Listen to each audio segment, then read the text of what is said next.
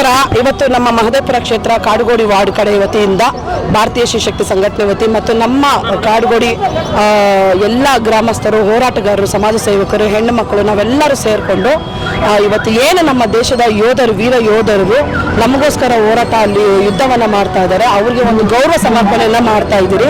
So ಈ ಒಂದು ಚಿಕ್ಕದಾದಂಥ ಒಂದು ಕಾರ್ಯಕ್ರಮ ಹಮ್ಮಿಕೊಂಡಿದ್ರಿ. ಇವತ್ತು ನಮ್ಮ ವೀರ ಯೋಧರಿಗೆ ಆಪರೇಷನ್ ಸಿಂಧೂರನ ಮೂಲಕ ಏನು ಇವತ್ತು ಹೋರಾಟ ಮಾಡಿ ನಮಗೆ ನೆಮ್ಮದಿಯಾದ ಜೀವನವನ್ನು ಕೊಡ್ತಾ ಇದ್ದಾರೆ, ಅದರಿಂದ ಅವ್ರಿಗೆ ನಾವು ಒಂದು ಗೌರವ ಕೊಡಬೇಕು ಅಂತ ಈ ಒಂದು 1500 ಫೀಟ್ ಇರುವಂತಹ ಧ್ವಜಾರೋಹಣದ ಮೂಲಕ ನಾವೊಂದು ಚಿಕ್ಕದಾಗಿ ರ್ಯಾಲಿ ಮಾಡುವ ಮುಖಾಂತರ ಅವ್ರಿಗೆ ಒಂದು ಗೌರವ ನಾವು ನೀಡಿದ್ದೀರಿ. ನಮ್ಮ ಜೊತೆ ನಮ್ಮ ಚಂದ್ರಹಾಸನ್ ಅವರು, ನಮ್ಮ ಮೇಯ್ನ್ ಬಸವರಾಜ್ ಅವರು ನಮಗೆ ಆ ಬಾವುಟನ್ನು ತಂದುಕೊಡೋದಕ್ಕೆ ಹರ್ಷ ಮತ್ತು ನಮ್ಮ ಚಿತ್ರದುರ್ಗದ ಬಸವರಾಜ್ ಅವರು ಇವರೆಲ್ಲ ತುಂಬ ಸಹಾಯ ಮಾಡಿದ್ದಾರೆ.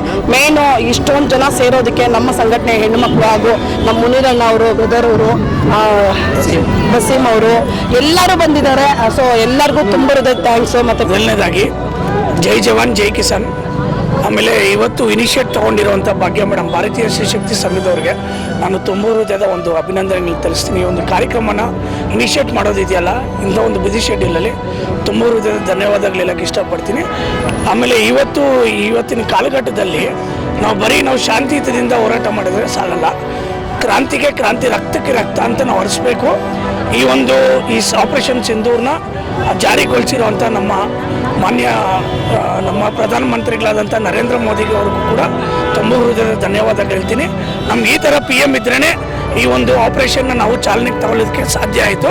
ಸೊ ಯಾವತ್ತು ಚಾಲೆಂಜಿಂಗ್ PM ಇರಬೇಕಂತ ಕೂಡ ನಾನು ಈ ಸಂದರ್ಭದಲ್ಲಿ ಹೇಳ್ತೀನಿ.